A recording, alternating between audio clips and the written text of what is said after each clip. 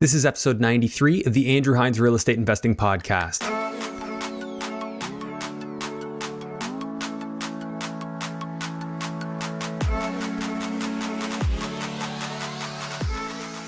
Welcome to episode 93 of the Andrew Hines Real Estate Investing Podcast. Today I have another special episode, and this one features Dan Pero. He is a real estate investor out of the Hamilton area, but he's also got investments down in the Thorold area. He's invested in Toronto. He's got a very diverse experience and a very diverse approach to real estate investing. So in this episode, we talk about several of Dan's duplex conversions. We talk about a project that he's got in Toronto where he's actually looking to create a laneway house. And we also talk about some of his student rentals. And one of the most interesting things we covered was a single family home in the core of Hamilton that he's converted into a triplex successfully. So he didn't have to pay development charges. He was leveraging something that the city actually wanted. So he talks about how he worked with the city to find out what they wanted. And he put together a profitable and cash flowing plan. And it was a really interesting case study for this episode. We haven't had a lot of that. We've had a lot of single unit to duplex, but not a lot of single unit to triplex, especially when you don't have to pay that pesky $40,000, $50,000 development charge to the city for every single unit that you're adding. So this was definitely interesting. I think you're going to get a lot out of it.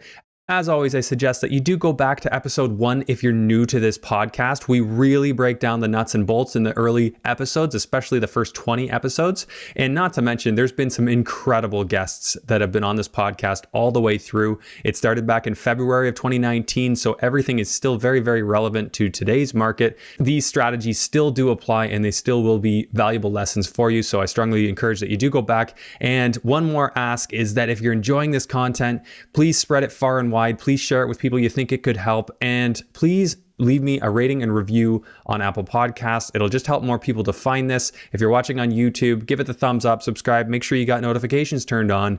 And thank you so much. Please enjoy episode 93 with Dan Pero. Hello and welcome to the Andrew Hines Real Estate Investing Podcast. I have Dan Pero on the show, and maybe people haven't heard that name, but Dan's got a really cool story and he's a pretty aggressive real estate investor. So thanks for being here, Dan. Thank you. Thank you. Yeah, so Dan works in the building, so it was a little easier to get him. But this is gonna be fun. So Dan, I actually don't know that much about your story. I don't know specifically what you're invested in. I know right. You've mentioned a few things, and it sounds interesting. Couple things, yeah. So tell me more. Tell us about yourself. Where do you start? Real estate investing wise started back in 2008, believe it or not. So. You've been at it for a few years. Quite a while ago, but really actually started quite slowly, unfortunately for me, getting into it. So back it up even further, I went to McMaster, did my undergrad and MBA there, came out, joined an investment management shop in Toronto, was really sort of career focused, but always sort of had the real estate thing in the back of my mind, like entrepreneurs often do, and having lived in student houses, thought I can do that. So the right? McMaster scene, exactly right. So right on King Street there, and was where I was. So that was sort of the objective was as soon as I could start getting into student rentals. So I did. I started working in 2007. Started my career, and then bought my first property in 2008 in Guelph, actually. Okay, interestingly so student enough. rental there. Student rental, yeah, student rental there. It was actually my current wife, at the time, girlfriend. Her sister was going to Guelph and was sort of she was graduating first year and thought, well, this is an easy way to kind of jump into it. And so I purchased a property, and her friends moved in. So I bought that one in 2008, and didn't. It was good. My strategy back then was actually quite different. I would say quite a bit different than my strategy today. It was more of I wasn't looking for tremendous cash flow. It was more of a just, buy it, it carries itself, pay down the mortgage aggressively. So accelerated payments, like pay down the mortgage. Exactly. I know. Right. So that was honestly, that was the strategy back then. And that's how we started. Right. So it was great. It was a 5-bedroom, so not tremendous cash flow, but again, did okay. It was right close to the university. she was there a few years, and so I kept that one. The second one I purchased again another student rental in 2010, and it wasn't until 2014 that I purchased my third student rental, both in Thorold actually. So for Brock students. Okay. So changed gears a bit. I'm actually from Niagara myself, so I know that area very well. It's a good cash flow down there, or at least there traditionally has been. Yeah. Things are changing. Things are changing. It's more competitive, obviously. Are you still in Thorold with the student rentals? I am. And they got those harsh student rental licenses now. Yeah. They came in hot and heavy with that, and made everybody do the licensing. And I didn't have illegal bedrooms or anything like that, so it was relatively easy for me to get through the process. It was a bit onerous, getting the electrician in there and signing the paperwork, paying the $500 fee or whatever. Is it just $500 once or every year? It's every 2 years, I believe. So $500 every 2 years. Correct. And what do you got to do to get that in Thorold? Because I know people were flocking away. Like guys were like, just say, okay, right. I'm selling. Forget about it. Right. So yeah, so you have, there's a ton of paperwork that you got to fill out. You got to send them a floor plan. You got to show them the parking, where all the bedrooms are, the windows, all the measurements. They have somebody come in, look at all the bedrooms. Had to have an electrician go through and vet all the electrical, basically, do an inspection there, and then the fee.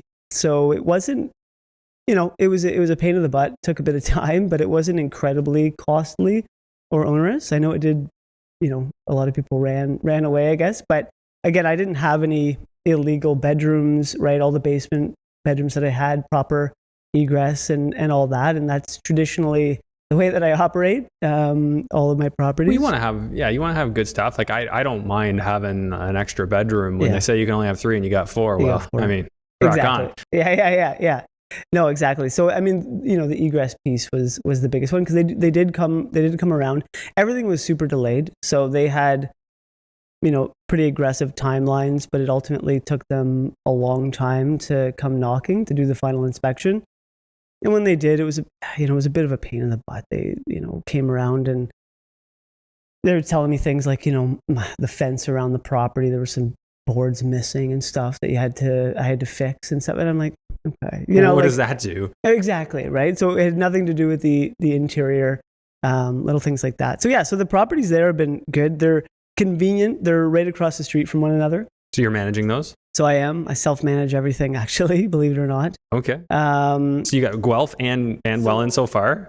Right. Or so Thorold, sorry, Guelph and Thorold. Guelph and Thorold, yeah. So that was 2008, 2010, 2014. And then, again, throughout this whole period, I wasn't super focused on real estate. Believe it or not, it was more career focused, building my career in Toronto, and went through, got my CFA, became a portfolio manager, was really kind of focused on that. And the real estate was really kind of a side thing, wasn't involved in the community up until about 2016, kind of just watching from the sidelines. And then 2016, joined the Halton REI, so Irwin's group there. Oh, okay. So you're doing the IWIN thing? It was prior to okay.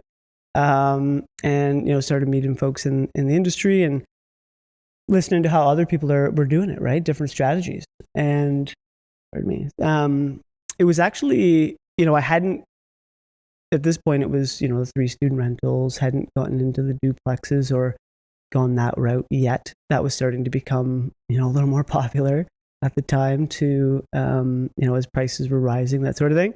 And I hadn't pulled any equity out. I hadn't refied. I hadn't done anything with any properties. Okay. So that kind of opened my eyes, right? I was up to that point, the strategy was more pay things down. They cover themselves. You make a few bucks.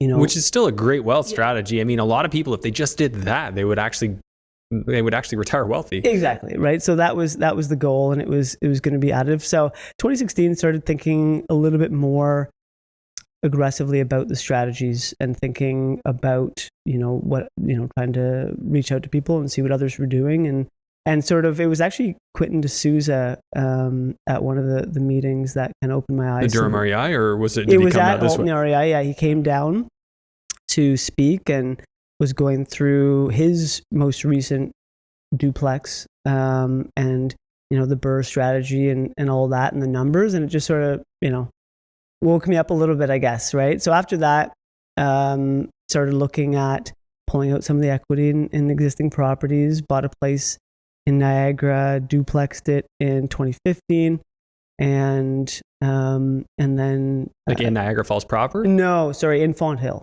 I don't know if you know Font Hill. Font Hill. Whereabouts is in that? Pelham, next to Welland. So it's Next to Welland? Okay. Yeah, right next to Welland there. And continued on, with the group, and then in 2017, early 18, decided to actually sell the Guelph property. So what was the reason? Just like it's kind of isolated, right? Exactly, the location. And I was in like Toronto. that. I was in Toronto at the time. I had Toronto, Guelph, Thorold. I was often you're all over the place. I was all over the place, right? Yeah. And again, like I said, the Guelph property was part of the reason was getting into the market. The primary was gets you started, getting me started, and my wife's sister being there, right? It was just an easy transition. So at that point, I said, you know what, I've done okay here. It's kind of pain in the butt to come out here all the time, and so I decided to sell that property and parlay that capital into 2 duplexes in Hamilton, side by side. So that was the most aggressive project that I had undertaken at that time. Were you converting them? Like you bought correct. 2 single families and then converted the basements? Exactly. Okay. So it was actually, this is actually not just the basement. So they're 2.5 story, closer to downtown. So in the Stinson St. Clair area, if you know that area. I know where Stinson is. Yeah. So, bought the 2 places there side by side, which was nice. So that's pretty cool. You found 2 deals off market, on market? On market. Okay. Yeah. Nice. Actually, I bought the one, and then the other one came up. Okay, you just snapped it up. Snapped it up, and so there was that was interesting. So I hired Andy Tran to help me out with the drawings and go through that whole process. And it was great because I was actually able to. I mean, there was definitely some efficiencies there having them side by side. I used the exact same layout, went through the same. So they're the same footprint house, exact same. Oh, that's amazing! Identical. So you just made 2 side by side houses. I just made side by side houses. That's efficiency. I love efficiency. It was incredibly efficient. So that was, again, that was in 2018 actually. I actually bought a house in Toronto, which was like, at this point we were renting the whole time. Okay. In Toronto. Makes sense. Right close to Yonge and Eglinton, worked close by. We decided to actually buy a home, my wife and I, to live in, and I bought that in late 2015. Okay. Kind of interesting story there as well, actually. So right around this time, started researching laneway developments. Came across that, just speaking to people, listening to people speak, and actually Charles Waugh kind of introduced me to that a little bit. Okay. I reached out to him at the time. I heard him on Sarah Larby's podcast and reached out to him and started picking his brain about laneway developments. Mostly in Hamilton at that time was what I was looking at. So is that legal now? You can develop a laneway house. Can that be in any house, or it has to be only like for a single family home can have a laneway house as well? In Hamilton you're talking about? Yeah.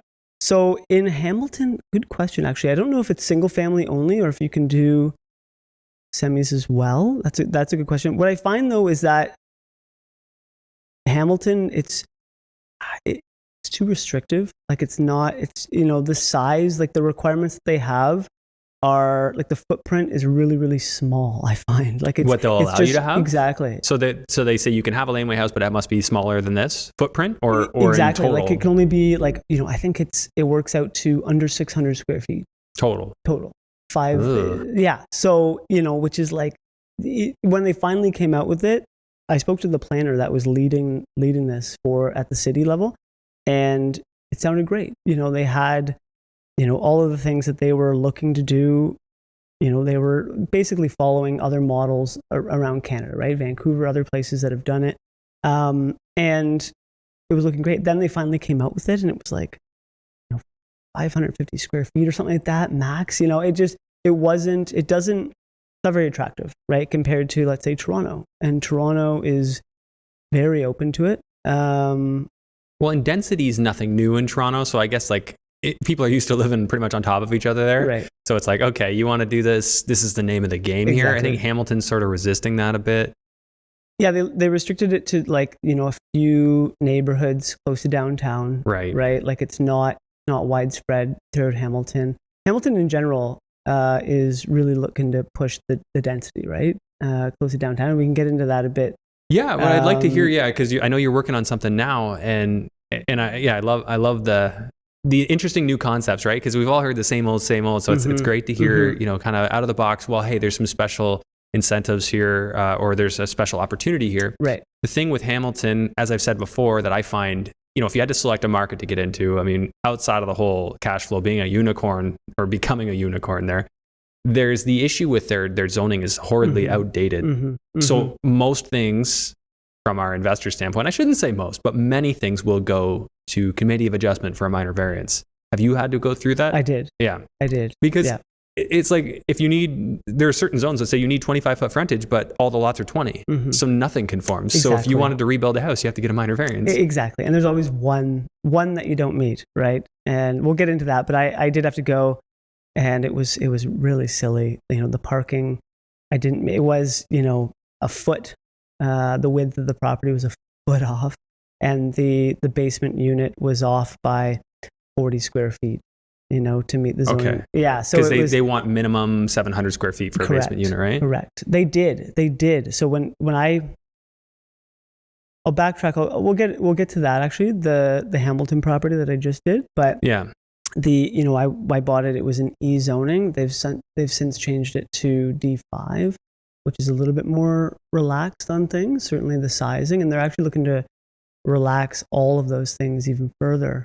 Okay, which seemed like it was probably coming. Right. I've been of the belief that there's like 50% of the units in Hamilton are illegal, but Correct. One day yeah. they'll just legalize them. Right. I don't know. I mean, you look at Toronto, it's all the same. It's the same, right? Like they were all illegal. Oh, well, as long as it was there before this date, grandfather, you exactly. can keep it. You've got, basements, 5'8". Like it is, I think all cities just have that. Yeah. But I think you're right. Like the zoning, especially in the downtown, right? With the parking requirements, like it's just not achievable. What is the requirement for parking? Is it one per unit? Previously, it was one per unit. Exactly. So downtown, they'll waive that? Changing that, yes. And it depends which zone that you're in now. If it's, they'll let you get away with, 1.5, or like they do. It's weird how they do it, but they're even trying to do away with it entirely. They may even let you get away with 0, depending on like case by case, right? So the D5, the downtown zones, I should say, really kind of opened that up. I'm not sure a lot of people knew that was kind of coming. Well, yeah, and I'm going to ask you to enlighten us as to what's possible here for that. So I know you're working on something now. Do you want to keep telling the story of your portfolio before we get to that? Yeah, exactly. Yeah. I'll come back to this. Yeah. I actually finished that project, so we can go right to the end. But so yeah, Toronto, I bought that property. It's unique for the area. I don't know if you know Yonge and Eglinton area, or Davisville and Mount Pleasant is right where it is. But to me, I was looking at it. It's right on Davisville, close to the corner of Mount Pleasant and Davisville. So I'm, in my mind, I'm thinking long-term potential development opportunity. It was set up as a duplex, so self-contained 1-bedroom apartment, which is unique for the area. Traditionally, it's single families, young couples, family type neighborhood. But I like that. I wanted that extra income. And then the other thing is I knew that they were working on introducing the possibility to create laneway housing. Okay, and this is the Toronto one, the one that you were buying for your home. You got it. Yeah. So this is the Toronto property. So that's long term. And when I say that, 3 to 5 years out, that is my goal, is to develop that property as well, create the laneway house back there. There's some challenges.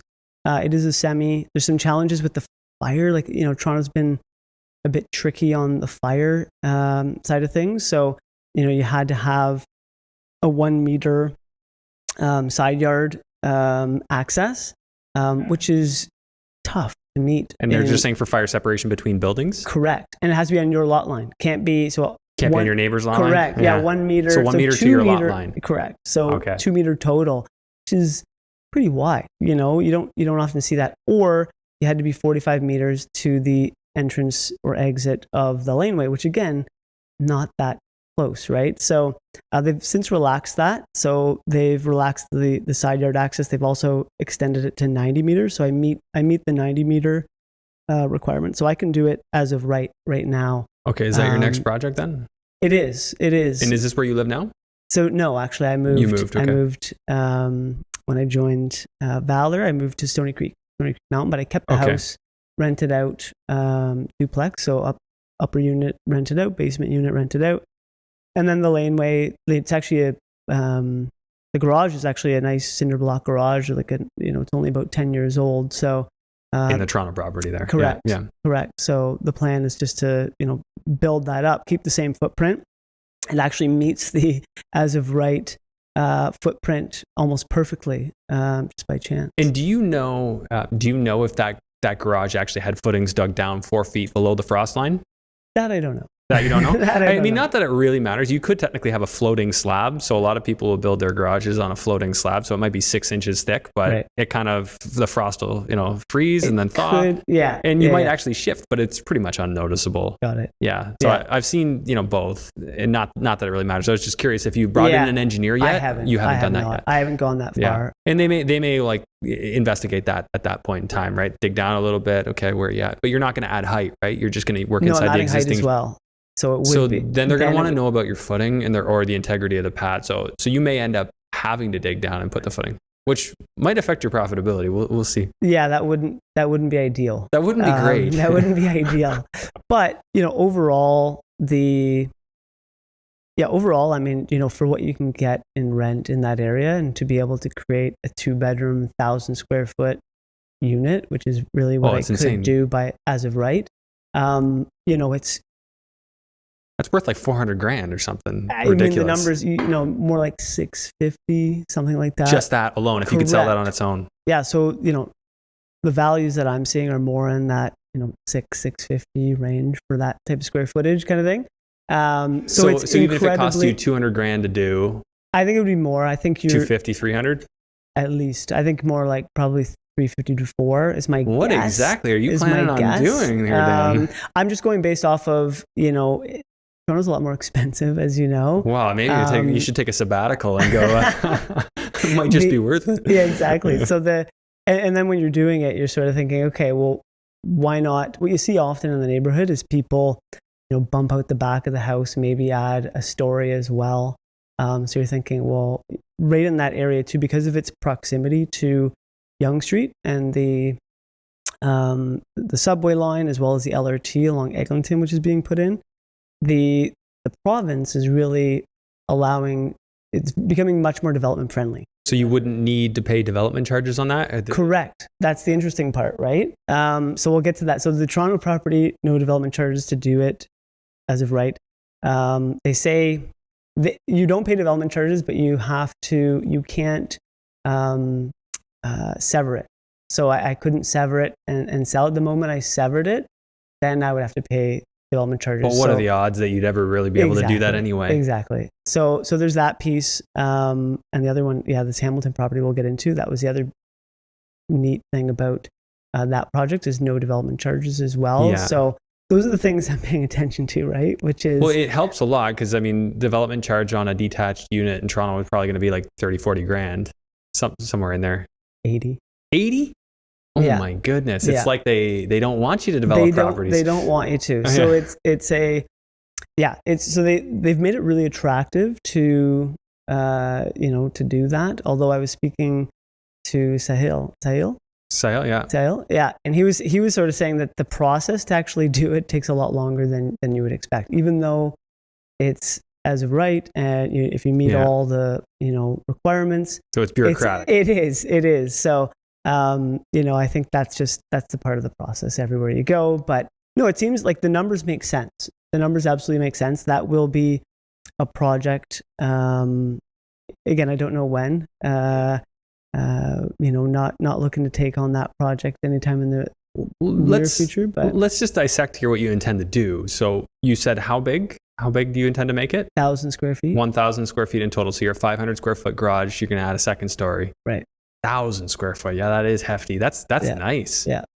Okay, so it makes sense that's going to cost cost a bit more. So you're figuring $300 a square foot pretty much to build it, which isn't unheard of. I mean, you should be able to deck it out.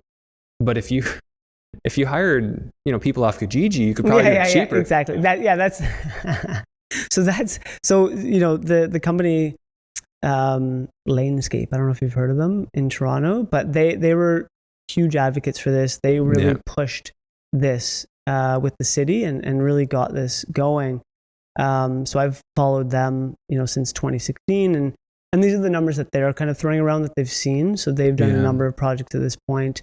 They're a group of architects. So, that's full, that's hiring them. That's, the time. And they figure it's about a 9-month is what their timelines have shown for a project of that Makes nature. sense. To get But this, you'd have to dig in all your services from your house, right? Or would you be digging right back to the front road? Like how? No, just to the back. So you'll just feed off of the main house. Correct. Interestingly, with my laneway, there is, there's water already to the garage from the house, and there is sewer in the back, like in the laneway. It's a really so you wide, can connect to the sewer out back. This is what I don't know. I haven't gone that far, but I mean that would save me, some cash there. Obviously, not having to dig an enormous trench. The landscaping's already done in the backyard, all that stuff. But it's a possibility. I know that the city is getting a little bit over time. They're getting a little bit more flexible with things. They were really restrictive. They came out with the bylaws, and here's what it will look like, and they were really strict to that. I think they're relaxing on things over time as people go to them and people have to go to committee of adjustments, and they realize maybe it was a little bit too restrictive. Yeah, so it's a little silly. Like they make it so rigid. Again, we have this problem in Ontario, housing crisis, but the municipalities make it so hard to create units. Exactly. And you can't develop on the green belt, and there's all these restrictions. They create their own problem. Exactly. And then Trudeau pours gasoline on the fire by immigrating 1.2 million people into our country over the next 3 years. Exactly. Some things just don't make sense. Just own real estate though. Just own real estate. That's the goal. Yeah. That basically what I take from that, just tangent, is I just see this crisis getting worse. I see that the seller's market we've been witnessing is going to become even more exasperated. Feels like that. Would love to be wrong, because I'd like to be able to buy real estate in a non-insane market, right? Like watching values skyrocket. There's so many consequences, right? Rents can't keep up. It takes time, so deals don't make as much sense. It's a little frustrating, but hey, there's always opportunity. You just got to kind of readjust your approach. And that's just it. I think every year I've been in real estate, it's always been too expensive. It's just about to crash literally every year. I never thought that. Like it's that's what I've been hearing, right? Or it's overpriced, and it's perpetually overpriced. And but there's always opportunities too. I mean, the rent, you would think there's a ceiling. I mean, you're seeing that a little bit in certain pockets now in Toronto, obviously. The condo markets and that sort of thing, where maybe the prices, the rents are starting to come down a little bit. But in other places, I've been surprised by the rents in places like Hamilton, for instance, right, that have jumped so much in such a short period of time. I didn't necessarily think that they would go to where they are that quickly. I don't know if you feel the same way or if you're seeing that, but the numbers, but they've jumped a lot. Like I've seen them in London jump too. Like I never thought, like the one property I had since 2012, I rented it out at, I think it was just over 1,200, which was a lot at the time. No, just over 1,300, which was excessive. And then when it turned over, I was getting almost 1,900. And it's just like, oh, there's an extra $500 for nothing. And how many years did that take? That took, it probably, the first 4 years, it was like 6-year difference. But it was like the last 2 years where all of it was. Right. It was just like, as of 2017, London just boomed, and it's never looked back. And it kind of became less appealing to me at that time too, right? I was buying the student rentals and it was like, game over, man. I used to be able to get them for 200. Now they're 350. I'm like, I'm not playing that game. It just, I don't know where they're at today, but I'm always blown away Hamilton Mountain, like where it is. You hear people talk about buying them at 250 in 2012, same 250, and now they're like 6. And if we'd just had the foresight to just buy them and do nothing to them and just sit and wait. Just sit there. Yeah, just sit and wait. So it's been interesting. even if you overpaid, it didn't, it still made sense 2 years later, right? Based on the rents and depending on the strategy. But point being that you can adjust. So, going back to, the two places in Hamilton, those are the two, that was the largest project that I'd taken on to that point. Two side-by-sides, single families, and they weren't in the greatest shape, right? So there was a tremendous amount of renovation to be done there, and so it was 2.5 story. So I created legal duplexes, and each unit is a 2-level, just over 1,000 square feet. So it's like a vertical unit. split then? It's not. So you've got or there's main some level overlap. basement. Okay, main level basement and then Second, main level up. Attic. Yeah. So it's a partial vertical split and then. Yeah. So that sounds like a real mess for fire separation. Not really, no. It was okay? I mean, it was okay. Yeah, it was okay. There wasn't that many challenges there. I actually separated the HVAC. I like that. Put in separate furnaces, completely separated everything, which was quite nice. Costly, obviously, but it was the state that it was in. It was needed, and made that call. And it's nice for the tenants. So they've got their own. They can control their own heat. Yeah. So that's I was actually just talking to Kellen about this, who was just on, and he says he likes to spend money on things that will remove headaches from his life. And I was just telling him a story about how my one house, I didn't add a second water service from the road. Okay. And the tenants are on a 60-40 split front to back, because the big house is in the front and the small house is in the back. And it's attached, but it's a semi-detached. Okay. Anyways, so they've agreed to it, but the one guy waters all the time. The other, they both had pools in the summer, and these bills are like astronomical. And they're both like, well, I don't want to pay that. Because he's using too much water. I'm paying it. They're watching what the other person's doing. Yeah, they're all just looking at what the other person. I'm like, but wait, you had a pool too. Yeah, but there's no way we use that much. Yeah. And you know what? In fairness, I get it. Like, you're always going to be wondering. And it would cost me like $15,000 to bring in an extra service. So what I've concluded to do for now is just buy 2 private meters, so we really can identify who's using more. Right. And you know what? I don't like that solution though. I mean, I want 2 separate municipal meters. I don't want to be paying the water and then putting my hand out and saying, okay, guys, give me the money back. Right. Do you have that split scenario on any of your duplexes? I don't. So you just do inclusive? So no. So I pay for the water. And so gas, hydro split. Yeah. And then I just cover the water. Okay. See, the water, like this water bill has actually climbed to be like, over the summer, it was averaging like $350 a month for just water. What? Yeah. That's crazy. I know. So I mean, so those 2 duplexes are, the highest it's ever been is $80. Like 80? They're usually in the $50 to $60 per month range. So this guy's like watering his lawn. For the whole house, right? So that's... What did I get myself into? For $350. Filling a pool, watering the lawn, watering his garden. Yeah. And then... They're intentionally trying to do it because they see the other guy doing it. I don't even know. Well, now I'm going to start watering. Yeah, I'll show him. Yeah. So I'm hoping the accountability of knowing that we are tracking one unit against the other will cause them to be a little more responsible. Right. Yeah, I thought about that actually when I was going through the process. Didn't explore it a ton, but I thought about it. I ultimately decided not to. And I mean, in Hamilton, for private meters, you're saying? Exactly. Yeah. Sorry, not splitting the city. I mean, I did the gas, separate the gas obviously into each furnace, but and hydro obviously, but not water. And but the challenge that I know people doing this, and I don't know how it works in practice, but I would see you would get into this issue all the time, like people who have an air conditioner and a furnace on one person's power, right? Technically, the furnace is gas, but it still uses electricity to run the fan. So who's paying for that? Right. And then is that a fight? Right.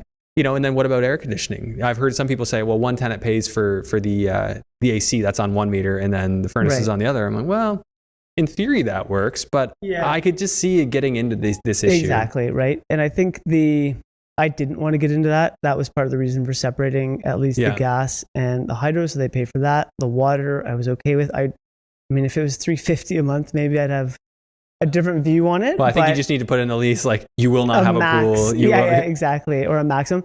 The project that I just did, I decided not to split the HVAC. So it's, single shared furnace, furnace, single AC.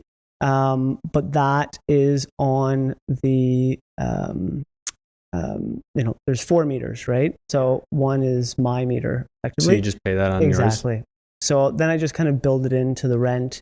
Which is smart, right? It's better. Yeah. It's better to eat it. The only reason I don't want to is just because this cash flow crunch and the way the banks look at it, trying to meet that DCR the bank needs. Right. I need my rent to look nice and high. I don't want to show expenses on the utilities. Yeah. Makes sense. So that I'm just kind of planning long term. I don't want that headache. So got to figure that one out a little bit better. Yeah, the water is. I know some guys in the new build scenarios are doing it. They're running 2 separate lines in from the road, or they take one big line and they tee it off. So I guess here's how it was explained to me, is that you need to have a shut off, like a curb stop shut off, outside the building for each water meter. You need to be able to shut them off individually. Got it. So that's why they wouldn't let me just have 2 water meters inside the house on one service. Right. And mine's only 3/4 inch. I think they want 1 inch if you're going to do that. So there's a couple of things they told me, and I've heard these things before, and yeah, it's super annoying. But live and learn. Yeah. I think fully separate is the way I want it. I mean, on the student rentals, I pay for all utilities, so it doesn't matter. But on the family stuff, like, look at this. This is like a clown show. Yeah. No, 350 in a month. Exactly. Yeah, that's a lot. That's an excessive amount. Well, they have a big yard, right? This isn't a usual property. Like, both tenants have a backyard. Okay. And so 2 private backyards. Interesting. Yeah, so it's a 60-foot wide lot, and it's basically split down the middle for yard. So the one unit is in the backyard, so their backyard is shorter. Got it. But the other one, he's planted a giant garden. He has his pool and trampoline. Like, it's got enough room to do a lot of stuff. Yeah. Which is why I like the property. It's just this dilemma. And this was in London, you said? It's in London, yeah. Okay. So I'm weighing. Yeah, in London, the bylaw, they'll let you build outside the house for an additional unit. Not a laneway. I'm attached. Like a carriage house? It's attached. It's attached, okay. Yeah, but just by like a little 5-foot wall. Got it. So they'll let you do that. And I think it's incredibly valuable. I'm so glad to have it, and I don't want to sell it. It's just that's one little thing. I'm just I've got to get my system, because really my systems are geared towards students. Right. So serving families, I'm still learning all the tricks. Optimizing the family. I'm still constantly learning, right? Yeah. Leveraging the network. We're all learning. I think I was going down the same path where, I had a chance to separate things, and I thought, after the headaches, why not? Right. Yeah. And the way the house was, it was not in good shape. So I had a real opportunity to kind of, blank slate, kind of build it out, which was great. So yeah, that took about 5 months. 5 months. You're talking about the 2 duplexes? Exactly. To do the 2 duplexes. That's quick progress. That's nice. Yeah. And again, that's the efficiencies of doing 2 side by side. At the same time, right? You just say, hey guys, just pop right in. Absolutely. Plus the contractor's like, hey, look, this guy giving us all this business. Yeah. No, it was great. So, I've used the same guy for the last 3 projects there in Hamilton, and does great work. The last one, which is actually even closer to downtown, in the downtown zones. It's on West Avenue. This is your triplex one? Correct. Yeah. Single family to triplex. That was the latest one. Just finished that one. Nice. And got it all rented up as of September. So we're going to have to hear about some numbers on this one. So this one was an interesting. So how big is the house, first off, just to give us some context? Like, it's about 2,200 square feet. Okay. It was quite large for a downtown property to work with. Again, 2.5 story, which I quite like, and had 4 levels of usable space. So the way that it was laid out when I purchased it, they were only using the main floor and the second floor. It was a 3-bedroom, and the attic space was completely unused. They actually had kind of the hatch closed, and they had insulation in the floor. Oh, so you had to redo the attic. Correct. You had to like insulate the rafters. Yeah. All of it. Yeah. So it was a pretty big project. So we bought it it was my first joint venture as well. First JV. Up to that point, I've kind of done everything myself. Not really. You keep all the return if you do it yourself. Exactly. Yeah. Wasn't as interested in it, but did joint venture. Had a joint venture partner on this one, and we bought the house for $500,000 August last year. And what kind of rentals did you put in to get it to where it is? Yeah, so it was about 210, 220. including your carrying cost? Correct. Yeah. Okay. So All 220. in. All in.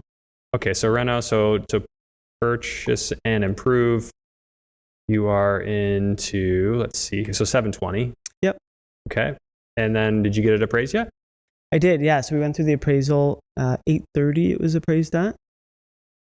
Yeah, you're in for quite a bit. That's a lot to be in for. But if you're in a good location, then that kind of helps. So, so you're getting 80% of that? Correct. Let's see here. So the 80% is going to work out to be 28. You're getting 664. So your net investment is 720,000 minus the 664. So you're in for 56,000. I'm guessing your JV partner's in for exactly 56.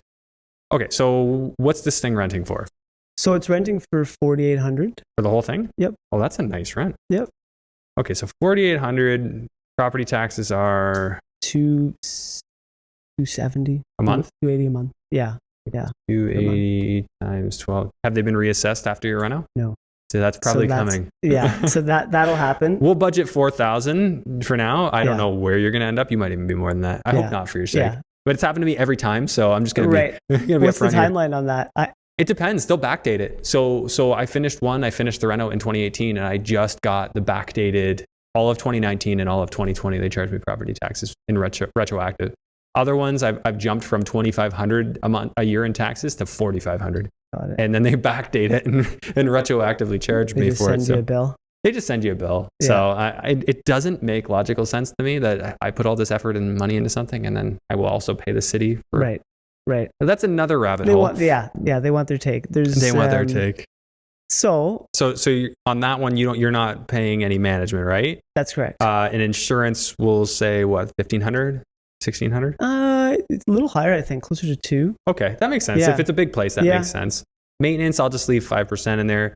Utilities, what will you be paying, do you figure? So, hey guys, I just want to take a quick break from the podcast and give a shout out to a couple of local businesses that I frequently use. This is not a paid promotion. These are just two businesses that I've recently used that are being affected by this lockdown, and I think they're fantastic, and I want to see small businesses survive and thrive despite all the obstacles that are being put in their way right now. First, I want to give a shout out to New York men's grooming salon here in Burlington, Ontario. I always go to Sergio every single month. I would travel and commute to go see this guy. I've been to so many other people before Sergio, and he's the one person that I know will always do a good job. That's my experience. Can't say you'd have the exact same experience, but I certainly would expect so. I love that place. I love the culture there. They have a great atmosphere, even to just pop in and have an espresso or have a beer. Really, really unique experience. And of course, they are still open for business despite the restrictions right now. The other one I want to give a shout out to is Dr. Mike White at the Momentum Health Clinic in Hamilton. Dr. Mike's a chiropractor. I hurt my back so badly last week that I couldn't even turn, and I went to Dr. Mike 3 days straight, and now I feel 100% better, which is pretty crazy. I've had so many of these silly, ridiculous injuries over the years working out, mostly from back exercises, but also from other things. Anytime I've had a problem, I go to Dr. Mike, and somehow he finds a way to make it better. With that being said, I know it's a touchy thing with a medical service, so please always check with your medical health provider before engaging in any form of treatment. I cannot guarantee the results that you would get with Dr. Mike, but I certainly think he's worth considering when you're picking your next chiropractor. So those are two I just wanted to support, guys. These are not paid promotions. I just wanted to do my part to help our local businesses thrive. Please do your part in your community to help your local businesses. They really are a big part of our culture. Let's get back to the episode. So the hydro piece is on my meter. So exactly. So hydro is... So there's 4 meters. Furnace. My meter, exactly, right? Which would be the furnace, AC, and then some exterior lights and things like that. So that'll probably cost you, what, $100 a month? Exactly. That's my guess, $100 a month. And then you've got gas, let's call it $125 per month. So $125 for gas, and then water. Water, again, the numbers that I'm used to, are in the $80 to $100 range. So let's call it 100. I'll hope for you. All right, so that works out to be $325 a month. And I think, if you don't have a yard, people aren't doing things in the yard that use water. That's good. So $3,900 a year for that. Just a tangent. I know I've told this before, but 1 month on one of my student rentals, I had 130 some odd cubic meters of water used. It was like a $400 water bill out of nowhere. And the students are like, well, we don't know. I'm pretty sure toilet was leaking, or I worked the math on it, and I had a plumber over. He's like, even if your toilet was running the whole month, that would never have happened. Right. It was enough water to fill an in-ground pool. Does the neighbor have an in-ground pool? I was looking. I'm like, who's got a pool? Is one of these neighbors just like hooked up and like filled it up? Exactly. Hey, put it on this guy. You're always wondering. I'm praying that's not the case. No, and, like these are one-offs. At the end of the day, I was mad, but I just paid it and moved on. Right. Yeah. So yeah, $3,900 you said? So $3,900 for the year. And then, so do you pay lawn cutting, snow removal, garbage removal? So actually, so a good friend of mine actually is living in the lower unit. I gave him a bit of a reduced rent to do all that for me. Okay, so you don't have any fees. Correct. Oh, that's nice. That is really nice. Okay, so miscellaneous, I'll just leave $500 in there for just in case. So at your appraised value, $830,000, an 80% mortgage, 30-year amortization, I'm guessing, and you would have an interest rate of what'd you get? 2.6. 2.6. Yeah. Okay. The blended rate. So. Oh, okay. Yeah, I was wondering. So you're over $1,000 in cash flow on that bad boy. Wow, that's all right. Yeah. Yes, in Hamilton, that's especially. But you went from 1 to 3 units. Correct. 1 to 3 units. This is about what I was expecting. I think the costs were higher, and I can get into that a little bit. I don't know how much time we got here, but sure. Yeah. No, go ahead and So elaborate. So when we got into it, it's a 2.5 story. The attic and the basement was usable space, or at least I thought. Until I got into the basement. The basement actually had a walk up already. It was there. It was in terrible shape, so I had to kind of redo the steps, fix some of the foundation piece, like for the staircase. But the bigger issue was actually when we started digging down to put in a new pad for the basement. The ceiling height would have been fine. New pad would have been 6'9", about 6'9", 6'10". There would have been no problem. But we started digging and realized that the foundation sat where the ground was presently. So we actually had to do underpin? Yeah, we actually did a bench pour. Bench pour, okay. Yeah, we did a bench pour. So that added probably $25K is my guess. So you dug down. Correct. You ended up digging down. Correct. How far did you go down? We went down.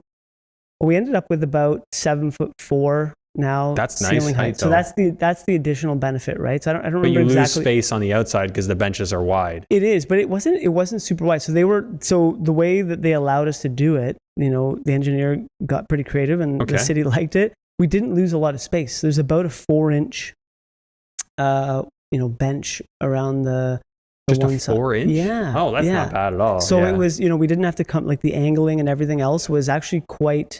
We went back and it took a long time. It was challenging because of the time. This was right when COVID was starting too. So we were trying to go back and forth with the city. It took a long time to get that all sorted out because we were ready to go. Bought the house in August, rented it out to some McMaster grad students for 4 months. As I was going to committee of adjustments, we had to do the parking piece, the lower unit size. So getting variances for those. No problem. Got it. We were ready to go in January. As soon as we started digging, we ran into this problem, right? But your contractor was able to handle it for you. Yeah, we were able to figure it out, but it did take a bit of time. So I actually was going back and forth. It was, Dan Ott? Dan Ott, no. White Willow Design. Anyways, he helped me out with the design. So he was your design guy? Yeah, Did you want to give your contractor a shout out? Who was that? His name's Patrick. He's actually just basically a flipper. He does flipping full time, so this isn't even his like. He just did it. He just did it for me. Yeah. So we've now done 3 projects. You did a decent price on that for what you did. It sounds like you did a decent price. Yeah, and I think if we went through everything that was done, I mean, even soft cost, the design, committee of adjustments, $4,500 for parkland dedication fee, right? Going to a triplex. So that one caught me off guard too, because a duplex. Yeah, duplex was about $900 last time I did it. So, but because it was a triplex, so you go $4,500. $4,500. Yeah. But I did save on the development charges. So I was able to go from a single family to a triplex, no development charges. Yeah. And you did really well. Like, I mean, to break down these numbers, so your return, if we figure 3% appreciation, that's 24,900 a year, Right. 24,900 a year. Your pay down on your mortgage is going to be about 16,000, and then you're getting an annual cash flow of 12,500. Right. So you're getting $53,000 in total return, and your total investment is about 56,000. Right. Call it 60, but you're in the 93, 95% return on investment rate. Mm-hmm. So that's one happy investor you got there. Yeah. So I mean, yeah, it's great. You know, the challenge is that I'm only in for half of it. But I know that's the frustrating. I just want all of it. Yeah. It's, you know, you sort of, you do a project like that and it wasn't squeaky clean. Obviously the basement piece, there was some extra costs, and was hoping the cash flow was a little more rich in the end, but the valuations came in right about what I figured. Yeah. Well, it sounds like you're going to go up. The rent was right about what I figured and everything like that. So that was all good. But yeah, you end up with 50% of it in the end. And, but, you know, so going back to originally what you're saying, right? Expensive market, no opportunities. Well, this was the last project that I just did, and it was quite a good project. Well, you had an angle. I mean, you were being at least somewhat creative. You obviously did your research ahead of time to know this was possible. Like, you studied the zone. So, I mean, just working backward for investors that are listening to this thinking, how can I get creative? Do you have any tips for them about how they can get creative to recognize this type of opportunity where they might be? Yeah. I mean, it was actually just, you know, starting in 2016, looking into the Laneway development aspect, reaching out to people, speaking to them, you know, like Charles, for instance, right? Yeah, Charles is a good guy to know. Yeah. So, you know, just, and he's open and honest and tells you like it is. And it's just a matter of, from there, you know, reaching out to planners. The city's actually quite helpful. I had a lot of conversations, emails back and forth with City of Hamilton planners. And then all of the information I found was just on their website, right? So it's just a matter of digging, asking questions, knowing what you're looking for. And that took time too, right? But I like to talk to them. Like, I want to talk to the people from the city, because also sometimes, like, I found there's an interpretation there. Like, one person will say it one way and another will say it another. Yeah. And you know, that was for sure. I think that, so I started, most of my conversations were around the Laneway piece. And then I just kind of stumbled on to the zoning aspect, and, you know, the downtown zones, I should say, right? So I knew the city of Hamilton was looking to add more density to the downtown core. And to me, I always look at, you know, even the Laneway piece or this, looking to get ahead of, okay, what does the city want me to do? That's smart. You know what I mean? And I've heard that wisdom from people who are pretty successful. Is like, focus on what the city wants, because otherwise it's like uphill battle. Like, do you want to like paddle downstream, or do you want to paddle upstream? Exactly, like, right. And those are the keys there. I think it was sort of, the city was encouraging intensification in the downtown core. They were, and I, you know, just through reading and speaking to people, knew that the downtown, and looking at the zoning. So I did the two duplexes in Hamilton. They were C zoning, which obviously, you know, you maxed out at a duplex. And then you have the D, again, about the same. And then the E zoning, which is really what I started looking into and was focused on. That led me to the downtown zones. Which is D5, right? D5? It's now, where I'm at is D5, but it's D1 to D5. There's also C1 to C5. And does D5 allow for more than 3? It does. That's a good question. I don't know. Yes, but, you know, you're probably paying the development charges at that point, right? So single family to triplex, no development charges. That seems to be kind of the sweet spot. Can you go to 4? That's a good question. I don't actually know. I do know that D5 space is going to restrict you anyway. Yeah, exactly, right. And, and that was the other thing. So you can't really, you have to do it in the same envelope basically of the building, right? Like, that's the Hamilton thing. You're not allowed to expand your building. But here's one way I've heard of getting around it is, first you open a permit to expand the building, and then you do the permit to convert units. Interesting. So I've heard, you know, I talked to multiple guys in Hamilton about doing that for duplex conversions, because I like to build them in the backyard. I like to build additions. Got it. Because I think that rear yard space is more valuable than basement space in terms of a tenant size. It's not the end of the world, but it is a nice thing if you have the opportunity. Sure. And they told me that's how you can get around it in Hamilton. Interesting. Or you just go to a city that doesn't require you to jump through the hoop. But right. I mean, if that's home and that's where you like to invest, then you find a way. Exactly. Yeah, I never thought about that aspect. You see a lot of that in Toronto, right? Like, people bumping out a lot. and actually digging down, including the basement. They'll, I want to do one of those projects. That is a massive project. You see that everywhere, right? I want to knock out a foundation wall and drive a bobcat into my basement. Yeah, exactly. just lower it. I think that would be so much fun. Like, I had one that I was going to buy a student rental near Western, and the basement, it was in such a good area, but it was just a crawl space basement. And I had it all sorted out. I had talked to my contractor, so I'm like, okay, we're going to do it. And I had actually already bought a house from this seller, but then it got snapped up before I could get it done. I was all ready to go. I had already consulted everyone. I'm like, okay, firm offer time. Numbers ready. I get the call back. Yeah, you don't get it. Yeah, it's gone. Sorry. Yeah, so you see that a lot, right? In Toronto, I imagine, those are happening in Hamilton. You'll see it as frequently, but certainly adding extra square footage. I mean, that, you add value there, right? So, the zoning piece. The other interesting part is that in D5, you can go up to, I believe it's 6 stories. 6 stories. Okay, so if you have a good sized parcel, then there's a lot you can do. Exactly. Well, then obviously you can go more than 3 units. Right. There's probably some sort of restriction on just based on units per hectare, or some sort of density restriction, where they no longer give you a number of units. It's just a percentage of your lot area. Right. So that's super interesting. Yeah. So you've taken a more analytical approach to intensifying use of land, knowing the rules, which I consider a lot of my success early on with really knowing the rules well in the areas that I was working, and make friends with the people in the city. Yes. It's harder now though, like with the whole lockdown thing and the paranoia around C-19. Like, now what? Everything's done. Yeah. Yeah. Can you still get them on the phone? Have you tried that lately? Well, I haven't lately. Mm-hmm. The projects, once I started going on the projects, I really kind of outsourced that piece ultimately. But in terms of, getting information, no, I haven't recently. Always paying attention to the site, their website. And, so you just find the information online. Exactly, okay. Right? They just put out a report in September. So not long ago, that they're, again, looking at ways to increase density even further in the downtown core, and whether that's allowing whatever you want to call it, accessory dwelling units, carriage houses, whatever you want to, it's gonna allowing, come. It's going to come. So expanding, because I think they realize the laneway piece is a great idea, but they may be, I'm not sure there's been a lot of uptake there because of the restrictions. So relaxing the parking, relaxing the number of units in certain areas, right? I mean, these are all strategies. So I think I think they're becoming more open to those sorts of things. And they're exploring that, and that was just September this year. They just put out a big report on that. Yeah, I've heard that. So a friend of mine has a 4-plex, and he has a laneway house. Okay. So he's looking at in Hamilton.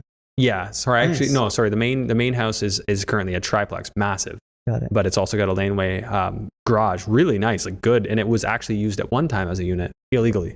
Got it. So he's looking. He was about to do it, without telling anybody. And then he called the city and found out that this might become legal soon. So he's exactly considering that option. Yeah. So the city seems to be, and again, it's just going back to what does the city want me to do mentality, right? Yeah. Select your product based on what the city's keen on. Right. That's a huge lesson. Like I was younger. When I was younger, it was all, this is what I want to do. I'm going to do it. And you learn real quick that the city just tells you no, and then you bang your head against the wall. You're back to square one. So I've got, started with the student rentals. I've come now to, to the triplex avenue. And that's really, I think, where, for me, continuing on that, maybe taking it to the next level. Getting to bigger buildings? Yeah. So I like the direction you're on. Are you going to start buying these in companies, or have you already started that? I have. So they're already in corps. Right. And so you're positioned then to grow. Correct. Once you get past 5 doors, which you are, you can start using commercial mortgages. You can obviously go to credit unions and get that kind of style of commercial mortgage. Right. So, yeah. So the, and exploring the JV side of things as well. This project, the success of this, JV partner is when are we doing the next one sort of thing? Maybe the next one could be a 20-unit building. There you go. Yeah. So it's, those are, I do like Hamilton. Obviously, I think a lot of people still quite like Hamilton, the fundamentals, and downtown. I mean, that's really where I'm looking at. I think traditionally less people are looking downtown, which maybe gives me opportunity, a bit of an advantage. Who knows? But I think Burlington is an opportunity because no one really thinks of Burlington to invest because it's more expensive than Hamilton. Right. Like you're right next to Hamilton, so you don't really look at Burlington because it's more expensive. Yeah. But you also can get way more rent in Burlington. So I feel like Burlington's an untapped opportunity. Really? Eh? So I mean, and you're thinking like a duplex or a triplex, are they apt to allow you can convert units? Yeah. I've spent some time looking at the bylaws, not recently. When it first came around, when it started, when it opened up in London and Hamilton, I started looking into it in Burlington thinking, well, maybe there's opportunity here. And I think there is. It's just, you have to be a little bit more of a pioneer. Right. Yeah. Yeah. You need a fair amount of capital as well. Yeah. Obviously if you're buying, the Burlington starting price point. Which the burn concerns me, but then I know like if I think that way, other people do too, which makes it even more of an opportunity. So so it's kind of from that like, perspective, right? It's sometimes you got to step back from yourself for a moment and think, well, if I'm thinking this way, maybe other people do too. Yeah. Maybe, not guaranteed. Maybe. So you never know. I mean, that's sort of the focus for me right now, and with the zoning changes and maybe even trying to amass some of the properties next door to the one that I have right now. So speaking to the neighbors and going that's a great plan, right? And efficiency wise, makes a ton of sense. That's kind of where I'm at, exploring JV options and the multifamily larger building strategies. So sounds good. Cool, man. Never a dull moment. Where do our listeners and viewers reach you if they want to? Sure. Yeah. I mean, I not a huge social guy. I don't think we have each other on social. Yeah, exactly. So email is probably the best. Okay. Dan.Pero, Pero @gmail.com. Okay. Awesome. Well, I really appreciate the time, and I think that's about all we got in this room before I got to get out of here. But thanks so much for doing this, Dan. And as always, I'm gonna definitely want to keep up on what you're doing here. Appreciate it. Okay, thanks, Andrew. Talk to you soon. Cheers. Thanks for tuning in to today's episode. Please make sure to share this episode far and wide. Help it help more people. I really appreciate you tuning in. Thanks. I'll see you on the next one.